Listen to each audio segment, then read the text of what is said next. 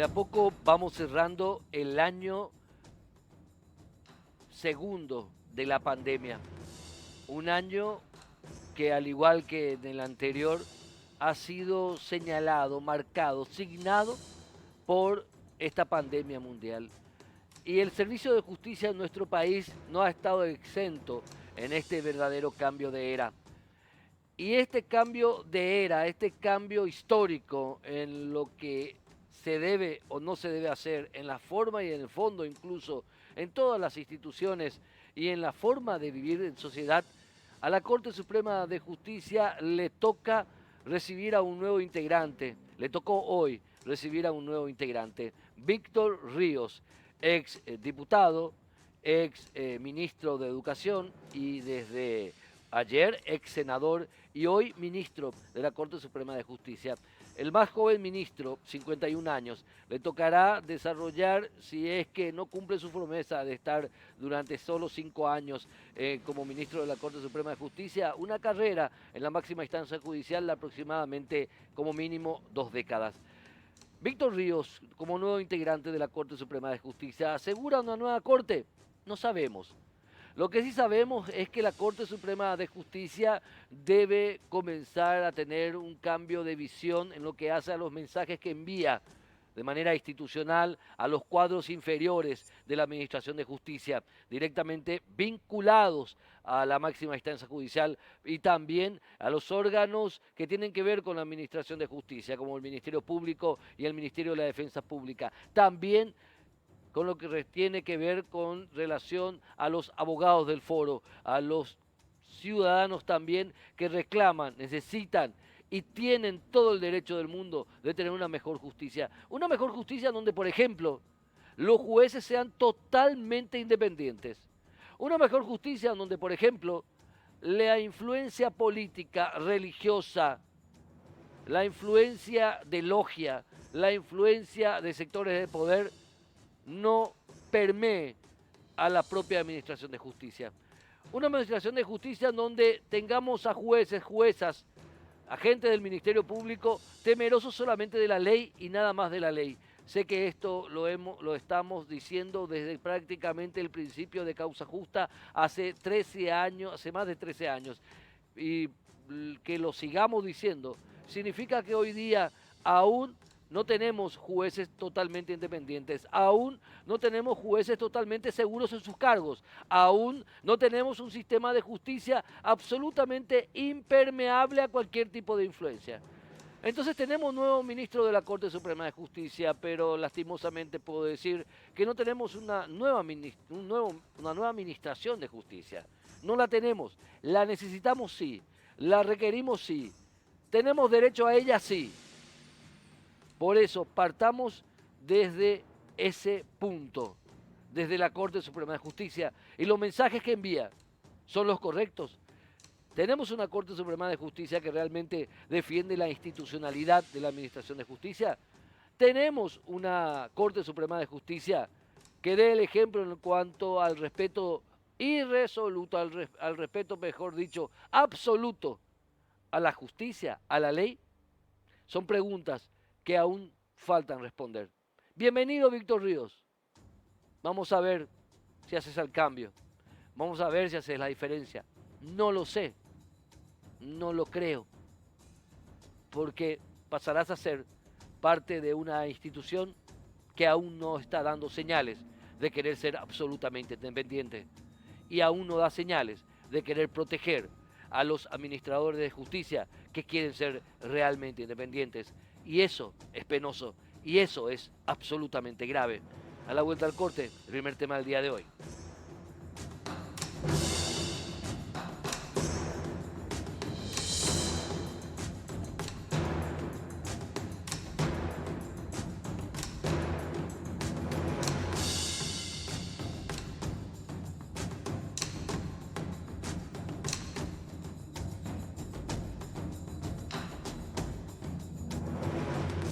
A finales del mes pasado, mes de octubre, una casa ubicada a pocos metros de la ruta que une Luque con la ciudad de Areguá, era el escenario de, un, de una situación extrema. Era el escenario de un doble homicidio. Un ciudadano alemán y su hija. Él de poco más de 60 años, ella de tan solo 15 años de edad. Inicialmente, con la ayuda de un compatriota también alemán que también residía en Areguá, los investigadores apuntaban a un ingreso y a un robo, a un asesinato por robo. Luego de unas investigaciones muy bien realizadas por la fiscal Sandra Ledesma y un equipo de agentes policiales, esta historia que se iniciaba como algo que tenía que ver con un robo más y derivado en un homicidio, adquiría ribetes muy llamativos, en especial luego de confirmarse quién era la víctima, un afamado geólogo, un afamado luthier y un afamado coleccionista de instrumentos, especialmente de cuerdas. Y luego comenzó a sonar un nombre, una colección supuestamente de Stradivarius, y quien había sido el hombre que supuestamente encontró a las víctimas comenzó a ser el principal sospechoso, él y otras dos personas, también hombres, también alemanes.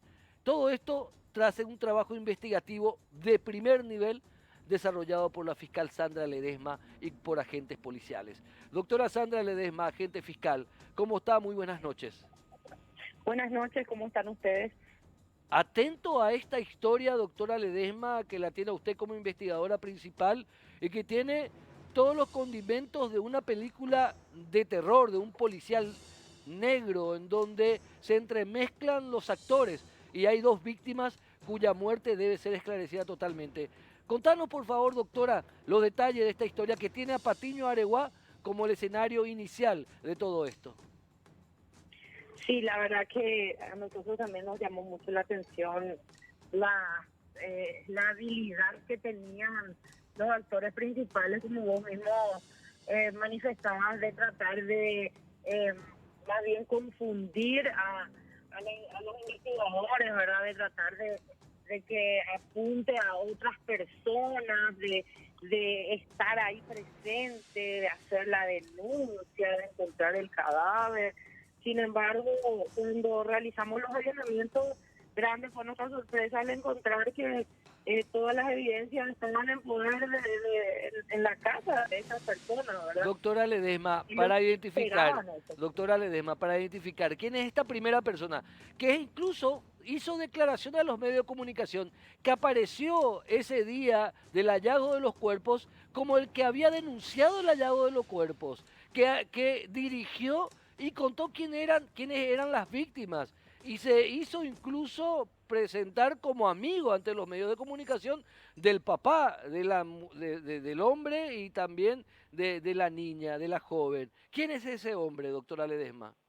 El señor Stephen es la persona específicamente la que encontró los cadáveres, la que comunicó a los medios de prensa, comunicó a la policía, al Ministerio Público, acompañó inclusive todo el procedimiento, inclusive acompañó a la hermana de la víctima cuando llegó al país, la acompañó hasta el Ministerio Público. Creo que ese fue su error también, de mostrar demasiado interés.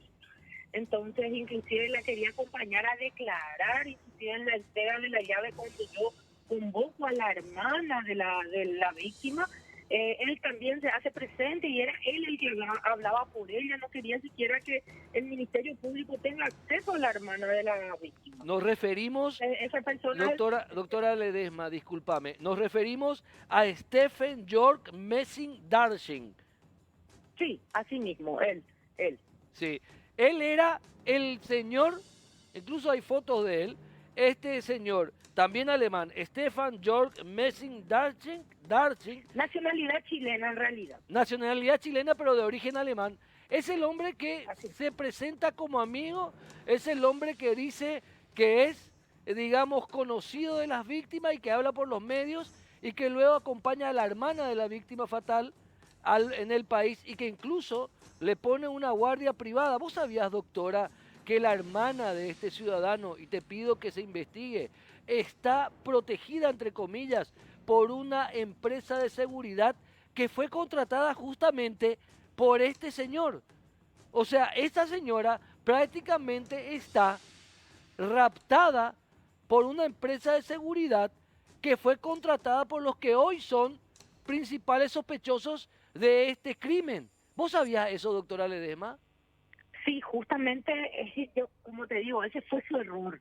Mira lo que cuando yo convoco a la señora y él no quería que ella hable a solas conmigo, yo le manifesté que nosotros, el Ministerio Público, había contratado un perito matriculado, un traductor oficial matriculado por la Corte, y que nosotros íbamos a ofrecerle el perito como corresponde, que no se le iba a tomar una testifical sin que alguien le esté haciendo la traducción correspondiente. Igual insistían, inclusive me llamó la atención que el dueño de la empresa de seguridad estaba acompañado de una abogada, porque una empresa de seguridad tiene que ir, una personal o el dueño de una empresa de seguridad tiene que ir acompañado de una abogada.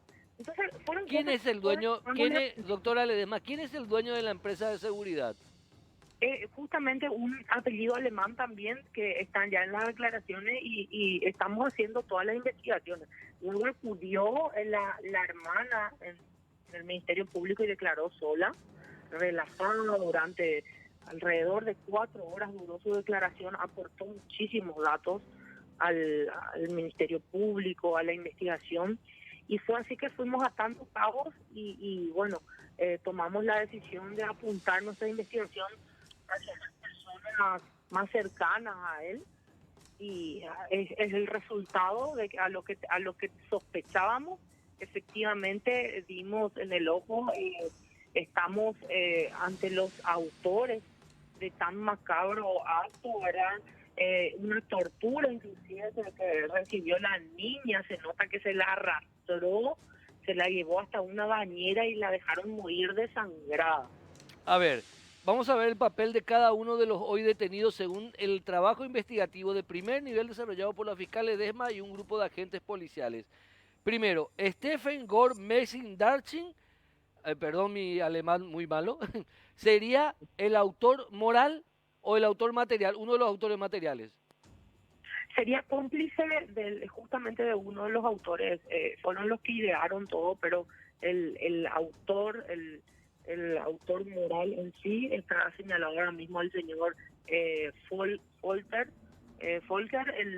donde encontramos justamente la cantidad de armas. ¿Qué encontraron? Digo que también aparece, Sí. que también dialoga con los medios de prensa. Volker Gras, de 50, Sí, Volker Granz, de 58 años. ¿Cuál es el papel de Volker en esta historia? sí, él está también imputado en el poder de él en una habitación donde él se negó a abrir al Ministerio Público, donde escondió la llave, donde inclusive se pidió un cerrajero y se tuvo que abrir a la puerta. Ahí tenía escondido una gran cantidad de armas y varios violines incautados en su poder. Inclusive en medio del allanamiento, él le entrega a escondidas de la comitiva fiscal un maletín que contenía un arma al señor Stephen, y el señor Stephen esconde ese maletín en su vehículo. El vehículo del señor Stephen es requisado y ahí se encuentra el arma que le entregó el señor Volker, y coincide con el calibre del arma utilizada para del proyectil que se extrajo del cadáver de la... Esa arma que Volker le da a Stephen es el arma homicida. No tenemos certeza todavía de eso, estamos esperando los informes, coincide el calibre, ahora estamos esperando el informe del sistema IBIS para que nos pueda determinar si es el arma que disparó justamente la bala que se extrajo, el proyectil que se extrajo de la víctima. Vamos al tercer elemento de esta macabra historia, el cirujano, porque es un cirujano que tuvo un problema de mala praxis en Alemania que se llama Yves Ariel Spartacus Steinmetz. Me encanta porque ustedes dicen lo que nosotros no queremos decir. A ver, la información que yo tengo es la siguiente. Yves Ariel Spartacus Steinmetz es digamos, un un médico cirujano que tuvo un grave problema de mala praxis en Alemania y que hace unos años vino a residir a Paraguay.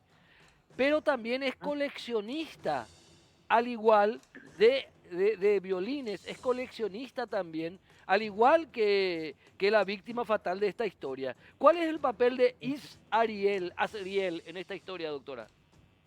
Sí, él en realidad era amigo, al principio era amigo, muy amigo de la víctima. Sí. Luego ellos tienen un percance, inclusive vivían juntos. Ujú. Tienen un percance por un violonchelo que vale 500.000 euros, Sí. que era la propiedad de ese, y los documentos de ese violonchelo le reclamaba al señor Ives a la víctima. Tuvieron ese percance, luego tuvieron un problema por el inmueble que es colindante. Hubo una quema de la casa del el señor Ives, mientras el señor Bernard estaba en Alemania. Le otorgó varios violines para su cuidado y para su comercialización. Él en realidad se encargaba de comercializar los violines y las obras de arte que tenía la víctima. Ahora, vamos a lo siguiente. Según yo le entrevisté en mi programa de radio al gran maestro Luis Arán, Yves Ariel Spartacus Statement es violonchelista, discúlpame, toca el violonchelo, disculpen por favor que no me sale la palabra, e incluso llegó a tocar en la OSCA y fue invitado en algunas ocasiones, e incluso llegó a ser invitado este señor, porque además de ser un Sí, médico cirujano, es un violonchelista, toca el violonchelo. ¿Es cierto ese sí, extremo también? también, totalmente. Es más, él nos manifestaba hoy en su declaración indagatoria que él estudió medicina por obligación, pero que su sueño siempre puede, Ujú. y que su pasión es la música, y también que es un filántropo, ahora que le gustan las obras de arte y las antigüedades.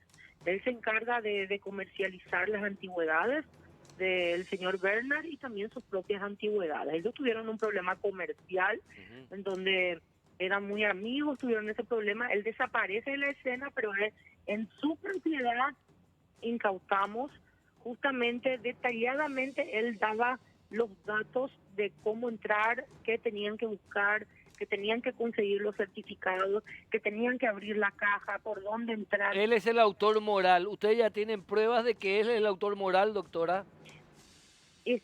Tenemos indicios suficientes. La verdad que el estado de inocencia se mantiene hasta que Claro. la sentencia firme, pero tenemos suficientes indicios para decir que estas personas tienen participación en el hecho punible, desde ya que la investigación recién comienza. Esto lo estamos haciendo, pero a una velocidad terrible. Mira que hace... No, el trabajo que están haciendo es Sí, perfecto, yo les felicito, les felicitamos. bueno, Realmente es un trabajo técnico. ¿Cómo se llama el comisario que está a cargo? Decime, hoy lo entrevisté, no me acuerdo el nombre ahora. grande.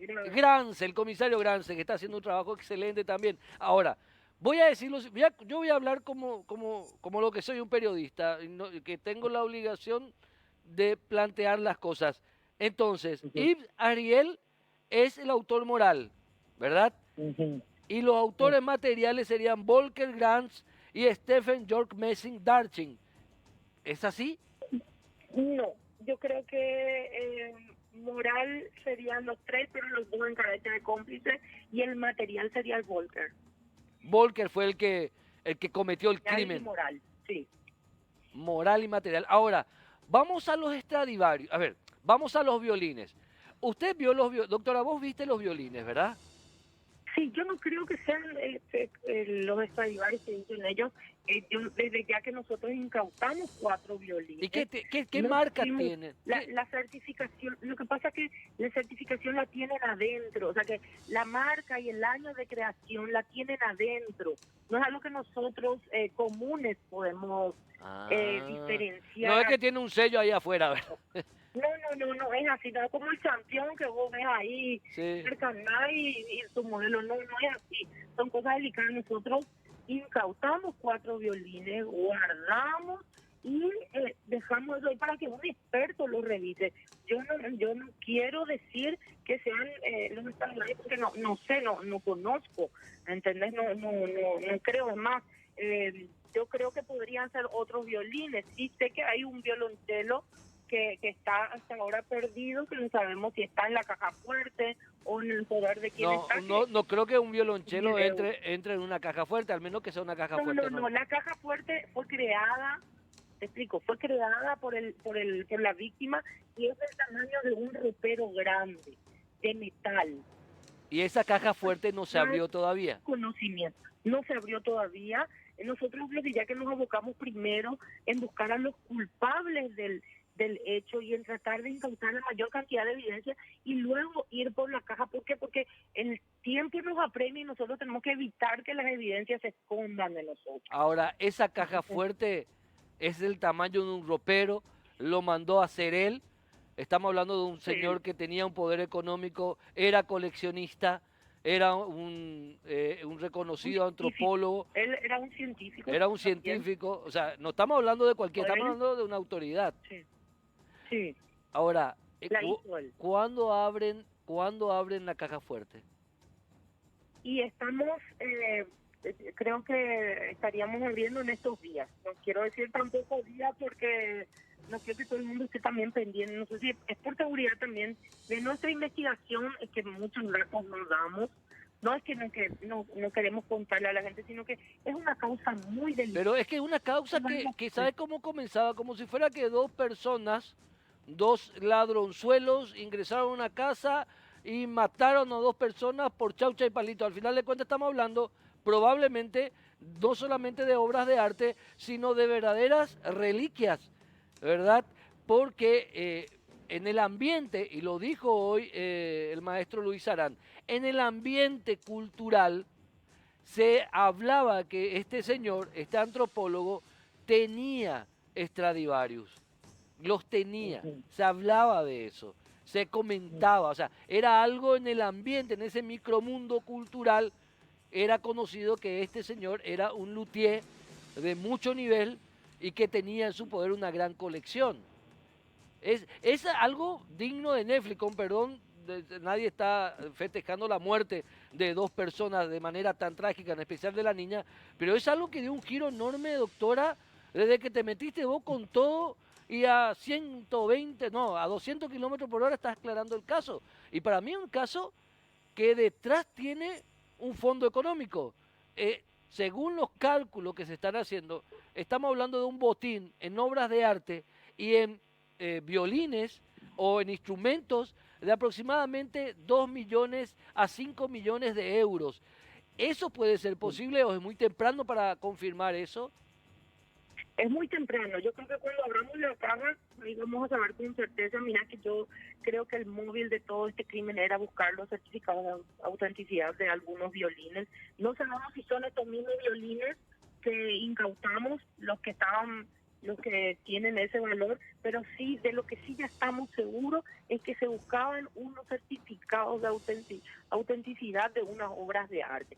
De eso estamos más que seguros porque lo hemos encontrado en mensajes de texto que él mismo, que uno de los detenidos mismos imprimía en una de las conversaciones que tenían con otras personas. Por Telegram, ¿verdad? Sí. Sé algunos casos, doctora, sé algunos temas de esta historia. No podés decir de repente lo que yo no puedo decir. No voy a faltarle el respeto, doctora Ledesma. Ahora, continuando con esta historia, ¿verdad? Porque es apasionante.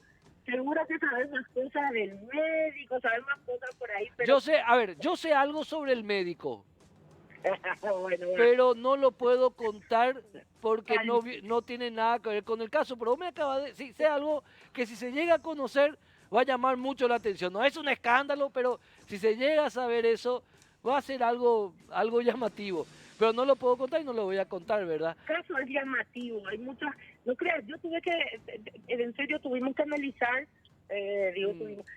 los orígenes del médico, de quién era en Alemania. Los orígenes de la víctima, sí, del médico, de la hermana, de los amigos, porque si era un río nomás, ¿por qué asesinar de esta manera a esta persona y por qué a la niña también? Entonces Y tienen que ser personas que conocían Claro. a las víctimas para que estas personas no puedan conocer. Yo te voy a decir algo, doctora, y gracias por atendernos tanto tiempo, pero es apasionante este Sí. caso. El mundo de la colección, los coleccionistas de obras de arte y de instrumentos de este tipo, es un mundo muy complicado. Es un mundo donde se mueven millones de euros en cada transacción. Los principales mercados para este tipo de obras de arte o para este tipo de instrumentos artísticos, de música en este caso antiguos, están en este orden. Los mejores pagadores, los más grandes coleccionistas están en Europa, en este orden. Europa, en especial en Francia e Inglaterra, Ujú. en Alemania, perdón, no Alemania, en Londres, Estados Unidos, mejor dicho, y después Ujú. en Japón. Y China ahora también. En esos 4 países están los más grandes coleccionistas de obras de arte. Y vos mencionaste algo, dijiste obras de arte. Entonces, no estamos hablando de los violines, estamos hablando de obras de arte. ¿De qué tipo? Doctora, doc- ¿Cómo? vos hablaste de obras de arte. ¿De qué tipo de obras de arte estamos hablando? Estamos hablando de distintas obras de arte porque nosotros encontramos Sí. entre los mensajes que hay que presumimos que uno de ellos manifestaba de que la víctima tenía otras cosas también. Estamos hablando, según me comentaron, estamos hablando de obras pictóricas, de cuadros de tal vez uno o dos de los artistas más renombrados de la historia. De eso estamos hablando. Sí, muchas cosas. Por eso te digo, cuando nosotros abramos la caja y Sí. veamos qué es lo que hay, por lo menos la parte más, lo que más nos apremiaba, que era de tener a las personas incautadas, Ya lo lograron. las evidencias, ya lo logramos. Ahora vamos a investigar más y vamos a ver también si hay otras personas involucradas, algunos compradores que estén en espera o cosas así, ¿verdad? Hay mucho. Pero eso no era para vender acá.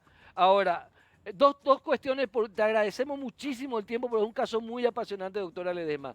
Dos cosas finales. Sí. La primera cuestión, vos me confirmás entonces que el objeto buscado no era tanto de certificado sobre los violines, sino certificado sobre al menos 3 o 4 obras de arte pictóricas, ¿verdad? Sí, así. ¿Verdad?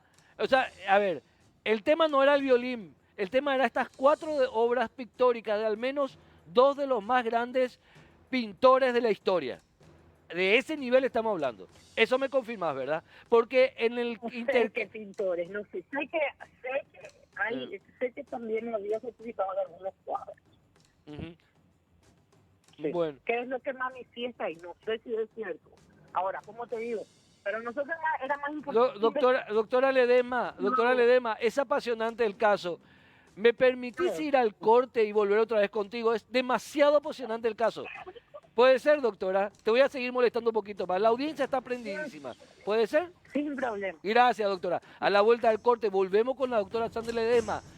Este caso que acá le estamos contando, los violines sí, pero acá los certificados que se estaban buscando eran certificados de obras pictóricas. Tengo buenas fuentes, había sido. Causa Justa tiene buenas fuentes, había sido. Vamos al corte.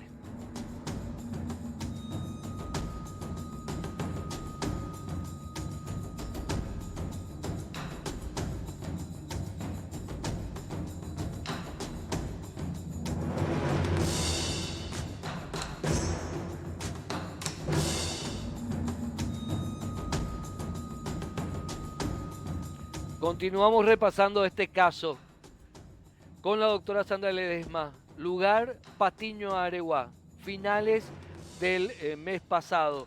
Un doble crimen que inicialmente un ciudadano chileno de origen alemán se declaraba amigo, consternado e incluso hablaba para los medios de prensa. Incluso este ciudadano alemán, de origen alemán, chileno, pero que vive en Areguá, hizo que venga la hermana del ciudadano muerto, un famoso antropólogo, luthier y coleccionista, no solamente de violines, de instrumentos de cuerda, sino también de obras de arte. Acá le acabamos de contar que los certificados que se estaban buscando no eran los certificados de violines, eran certificados de obras de arte. Doctora Sandra Ledesma, volvemos contigo.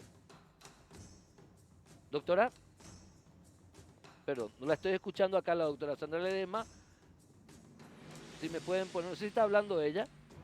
Bueno, vamos a ver. ¿Qué nos contó hasta ahora la doctora Sandra Ledesma? La doctora Sandra Ledesma nos contó hasta ahora varios detalles de esta investigación. Ahora sí, doctora Ledesma. Bueno, nos contó varios detalles. Nos contó cómo llegaron a los presuntos autores morales y materiales. Uno de ellos es el autor material. Nos contaba cómo se encontraron en la casa de uno de los alemanes ya detenidos o ciudadanos detenidos, no solamente una gran variedad de armas de fuego, sino también una en particular, una pistola dorada, 9 milímetros, que habría sido el arma homicida.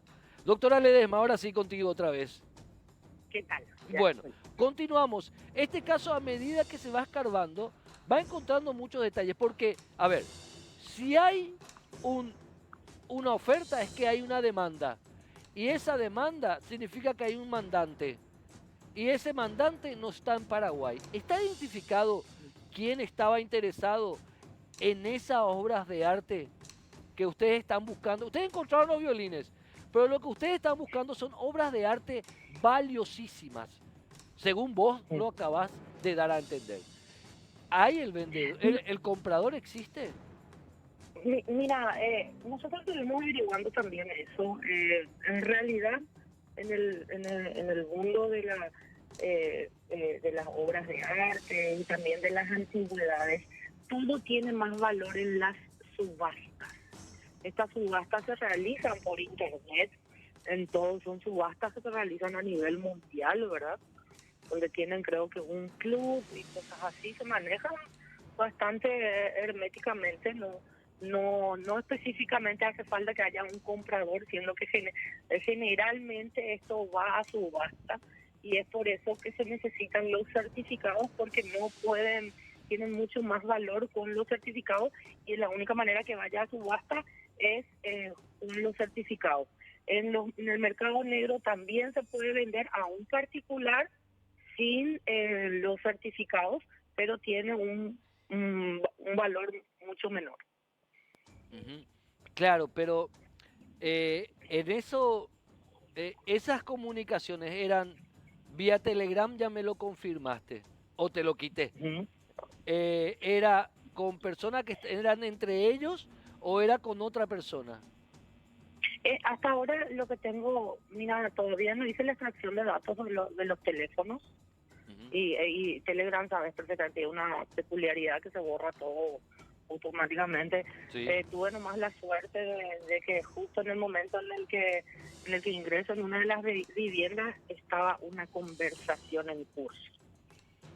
Entonces es por eso que a través de una computadora, entonces es por eso que tengo de repente esa información. ¿Se podría saber qué se decía, que no afecte tu investigación, qué se estaba hablando en esa conversación vía Telegram? Justamente se estaba hablando de lo que había en la caja de seguridad y lo que tenía que buscar. Esa conversación era entre ellos, entonces, entre los tres hoy detenidos. Entre ellos no tengo todavía terceras personas, y si tengo tampoco puedo decir, porque tengo Claro. que no puedo, como te digo, entorpecer mi propia investigación. Y en esa caja fuerte hay muchas cosas. Me estaba diciendo, no es una cajita fuerte que algunos tenemos en la casa para guardar el pasaporte, para eso, porque dinero no hay. Claro. Él mandó a hacer una caja fuerte tamaño ropero. Exactamente, no, él mismo elaboró su propia caja fuerte, y él mismo, según tengo que explicar a personas que lo conocían, que él iba cambiando la llave de vez en cuando, y iba también cambiando el lugar. Uh-huh. Ujú. Doctora, doctora. Y Bueno, él mismo tenía la llave, es una especie de depósito, pero depósito blindado, por así decirlo. Y ahí ellos decían que había ahí. ¿Se puede sí, contar qué había dentro de ese lugar? ¿Qué tipo de qué cosas mencionan? Si se puede saber. justamente son antigüedades. Lo que él tenía en esa caja fuerte supuestamente eran antigüedades que a lo mejor para él o también para el mercado tienen mucho valor. Hay Obra, que en el momento, hola, la señal va y viene porque estoy camino de estoy no te preocupes, doctora, sé que estás en plena hola. tarea, seguís trabajando. Doctora Ledesma, finalmente, doctora Ledesma, ante ¿qué más sorpresa podemos tener en este caso? ¿Qué más estás ¿Cómo? vos, qué más estás? La apertura de la bóveda en estos días que está en esa casa en Patiño Areguá es clave. Ahí se podría confirmar algunas cosas o el valor de lo que se estaba buscando, ¿verdad? Hay poder. No, no, no, hablo que no, como te digo, ni por el mundo de quienes hablamos poder, pero yo creo que ella quería confirmar si las conversaciones que yo encontré con el de que ahí se más del mentor y puedo ver activamente él era el que estaba brindando la información. Bueno, doctora Sandra Ledesma, es un caso apasionante, la apertura de esa bóveda es clave, por lo que me acabas de confirmar, ahí no solamente se estaba buscando el tema de los violines, hay obras de arte pictóricas, a mí me hablan de uno de los grandes incluso, pero no quiero meter la pata y decir un nombre que no corresponde en cuanto a pintor, y también antigüedades muy valiosas, ¿verdad? Sí, no, lo que te digo, bueno, vamos a ver qué es lo que hay y vamos a revisar con todo el lugar. Tiene también Bueno, esa persona cuando de tampoco perfecto, ya doctora. ni qué fecha vamos. Ujú. Ya se pierde la señal. Ahí, Ya, penosamente se pierde la señal. La doctora Sandra Ledesma está en plena ruta, se pierde la señal. Pero todos los que nos contó. Doctora Sandra Ledesma, ahora sí, finalmente. sí, te escucho, te Bueno, escucho. finalmente, doctora, muchísimas gracias. Y veamos qué más sigue pasando en esta historia. Para ustedes, los autores morales y materiales están ya detenidos. Son ellos, no hay más involucrados inicialmente. Puede haber más involucrado, puede haber más involucrado, Ah, mira, puede haber más involucrados. puede haber más involucrado. Ya está. Muchísimas gracias, doctora Sandra Ledesma, por todos los titulares que me diste. Muchísimas gracias, ¿eh? Sí, Hasta luego. gracias a ustedes. Hasta luego. ¿Eh? Linda entrevista. Apasionante. Todo lo que nos contó la doctora Sandra Ledesma. Comienzo por el final. Podrían haber más involucrados en este doble homicidio. El ciudadano alemán mandó construir y él mismo construyó un depósito tipo bóveda, una caja fuerte del tamaño de un ropero, ¿verdad? Luego, luego de eso, hay elementos que indican para los investigadores que los violines, sí, espectacular, puede haber Stradivarius, puede no, los violines eran parte del botín, los violines eran parte del botín, la joya de la corona o las joyas de la corona de este botín son realmente obras pictóricas de muchísimo valor y también antigüedades de muchísimo valor. ¿Que están dónde? En esa bóveda.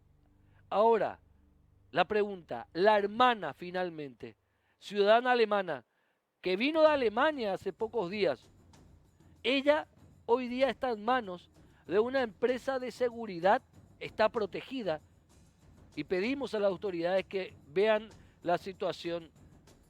No estoy haciendo ninguna acusación contra la empresa, pero esta empresa fue contratada por uno de los hoy detenidos. Esta empresa, por el ciudadano chileno de origen alemán, el que se presentó como amigos. Él contrata a la empresa de seguridad que hoy día está resguardando a la hermana del hombre que fue asesinado tan brutalmente con su hija. Hay que ver qué pasa ahí también. Bueno, ¿ya cerramos con esto? Creo que sí, ya nos vamos. ¿Tenemos un bloque más? Bueno, a la vuelta, el último bloque del día de hoy.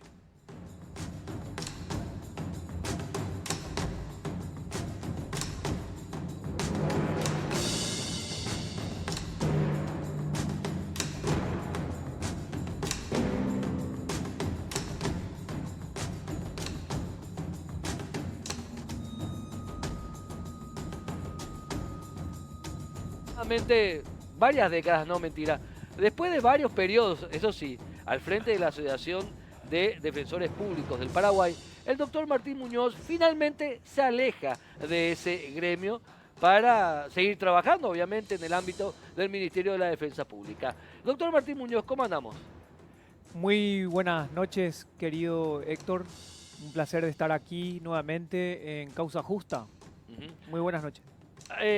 ¿Dejás la presidencia de la Asociación de Agentes de Agentes de la Defensa Pública? De los defensores públicos De defensores y públicos, defensoras ya públicas. mezclo todo hasta ahora.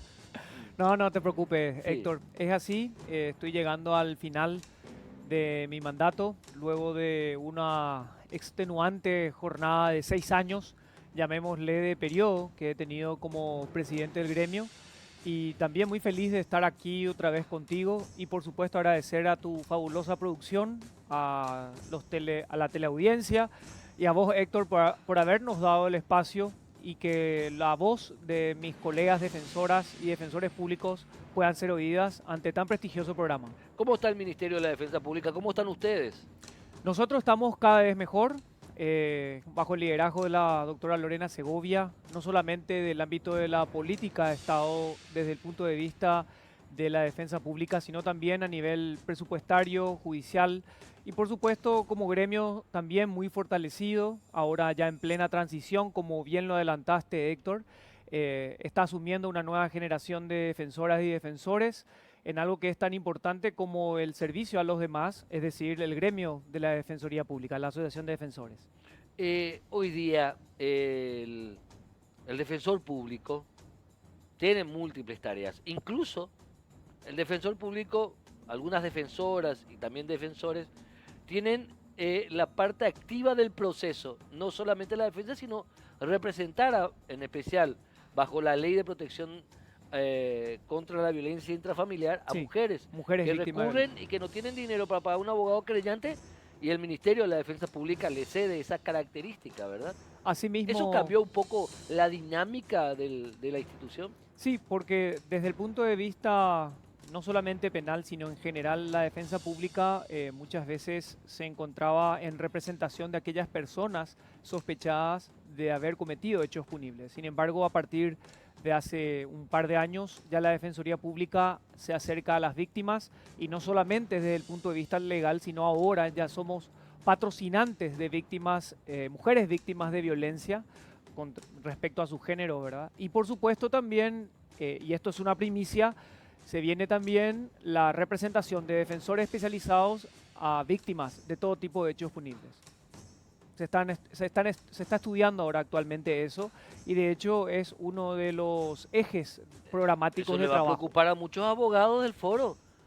Así Le, es. le va a salir una competencia. Ustedes van a ser abogados querellantes también, Pasa que, en todo tipo de hechos penales. pasa que en los hechos de acción penal privada y no solamente en los Acción hechos- penal privada. Sí. Ah, Esperemos que esto obviamente no restrinja la buena labor de los abogados profesionales, ya vas a tener Particulares. manifestaciones. Ya te digo. pero es una demanda internacional, es un pedido que se hace a nivel internacional, a nivel de OEA, a nivel de los bloques de defensorías públicas del Mercosur, de la Asociación Interamericana de Defensorías Públicas y por supuesto es un punto de discusión en la actualidad respecto a esa decisión. Por supuesto esto va a quedar en manos del Congreso de la Nación, es quien finalmente por ley Va a ser un debe lindo decidirlo. debate. ¿Se presenta ese proyecto de ley? Entiendo que todavía esto está en ciernes, está Sí. en inicio la discusión, pero Sí. creo que sería una buena manera de cubrir ese aspecto que muchas veces las personas que no tienen la posibilidad de pagarse un abogado puedan acceder a la justicia, mi querido Héctor. Por delitos de acción penal privada. Eso en principio es una de las ideas, Sí. pero obviamente esto debería ser analizado exhaustivamente y obviamente debe tener una serie de requisitos, no solamente desde el punto de vista patrimonial, sino también de la necesidad, ¿verdad? Entonces, creemos que desde ese punto de vista no afectaría el mercado o el acceso de futuros clientes para los abogados particulares y obviamente esto debe ser objeto de un análisis riguroso. Pero de que es una necesidad porque en esos hechos que acabaste de mencionar de acción penal privada se está lesionando obviamente el derecho a acceder a la justicia efectivamente más allá de lo que la ley diga, ¿verdad? Es algo que se va a debatir seguro ya el año Sí, que por viene supuesto. con mucha intensidad. Finalmente, Martín Muñoz, felicitaciones por tu trabajo denodado, de ser la cara visible de tantos defensores y tantas defensoras públicas que hacen un trabajo silencioso. A veces les toca realmente meter la mano en el bolsillo a muchos defensores y a muchas defensoras. También los equipos técnicos, psicólogos, psicólogas, asistentes sociales, personal administrativo que hacen del Ministerio de la Defensa Pública una institución que a veces son como Quijotes y Quijotas que trabajan con lo que pueden contra molinos de viento. Así Y el mismo. principal molino de viento sería la propia desinstitucionalización de la Administración de Justicia, en donde hay que profundizar mucho más aún la humanización de la Administración de Justicia. Sí, Tus palabras finales entonces como presidente de la Asociación de Defensores Públicos, ya despidiéndote del cargo. Sí, yo creo que hoy en día ese paradigma de la defensa pública silenciosa ha perimido. Creo que hoy en día el defensor público, la defensora pública, es un protagonista del sistema de justicia. Lo hemos demostrado en las situaciones más difíciles que hemos vivido el año pasado durante la pandemia y en la situación de encierro por los decretos reglamentarios del Poder Ejecutivo respecto a esta situación de la COVID-19. Y no solamente protagonistas desde el ámbito de lo que más se escucha y se oye en los tribunales, que es lo penal, la niñez, sino también en las causas de personas que necesitaron con urgencia, y me refiero específicamente a las camas de terapia intensiva, en que los defensores civiles también han logrado un protagonismo y una relevancia para las necesidades de las personas vulnerables y de la sociedad en general. Pero creo que el mejor mensaje que puedo darles a mis queridas colegas defensoras y defensores públicos es que de mi parte han tenido a un presidente que ha sido alguien que se jugó, que dio la cara y que no se cayó ante ninguna de las injusticias que se pudieron haber dado respecto al gremio. Y estos espacios son fundamentales para ese tipo de discusión, a los que espero que una vez que pase a ser expresidente me sigas invitando, Héctor, y por supuesto a la producción de la querida Elia y al equipo fabuloso que tienen. Bueno, vamos a ver, presenta tu carpeta. No, realmente Martín Muñoz, muy joven por cierto, dirigente gremial, que esperemos escucharlo o verlo en otros ámbitos ya, más allá del Ministerio de la Defensa Pública, en otras instituciones también de la Administración de Justicia. Martín Muñoz, felicitaciones y éxitos en lo que te toca, que es seguir trabajando como defensor público. Y son tiempos, de alguna manera, por decirlo de alguna manera, de un nuevo propósito también, mi querido Héctor. Bueno, ya profundizando aún más, el tema del nuevo ministro de la Corte Suprema de Justicia. ¿Cuál es la opinión de ustedes de los gremios? Bueno, respecto a la cuestión política, prefiero abstenerme porque no me encuentro vinculado a ese ámbito. Ahora, desde el punto de vista gremial ya lo hemos expuesto, creemos que el Consejo de la Magistratura ha actuado con transparencia, se han establecido de alguna manera observaciones respecto al perfil, si debe ser o no un político, los demás integrantes de esa terna eran también juristas impecables. Así que creo que hay mucha expectativa en cuanto al desarrollo de lo que ahora, con esta nueva integración, se estaría completando la plenaria de la Corte. Esperemos que sea de lo mejor porque la justicia realmente necesita de un mayor empuje, de una mejor imagen y por supuesto continuar con el buen trabajo. Hay cuestiones que se pueden observar a la justicia, pero creo que también lo bueno hay que saber considerar. Respecto al perfil del mismo, esperemos ver cómo se va a ir desarrollando. Por supuesto, pediremos las correspondientes audiencias protocolares y para saber la posición con respecto a la política judicial que va a implementar este novel integrante de la Corte Suprema, el doctor Víctor Ríos. Bueno, Martín Muñoz, gracias, Gracias a realmente. usted, Héctor. Gracias a ustedes. Estuvo interesante ambos los bloques, obviamente, pero lo que nos dijo Sandra Ledesma, la agente fiscal del caso de este doble crimen en Patiño, Areguá, va a dar todavía mucho más que hablar. La clave, la apertura de esa bóveda del tamaño de un ropero, que está ubicada ahí en el segundo piso de esa casa, que está ahí cerca de la ruta que une Luque con Areguá. Nos vemos, sería Areguá y Pacaraí. Yo estoy diciendo Luque Areguá, qué tonto soy. No, en la ruta que une Areguá con Ipacaraí. Ahí no, está más adelante, pero bueno, ya a esta hora se comprende. Nos vemos en la próxima edición de Causa Justa. Chao.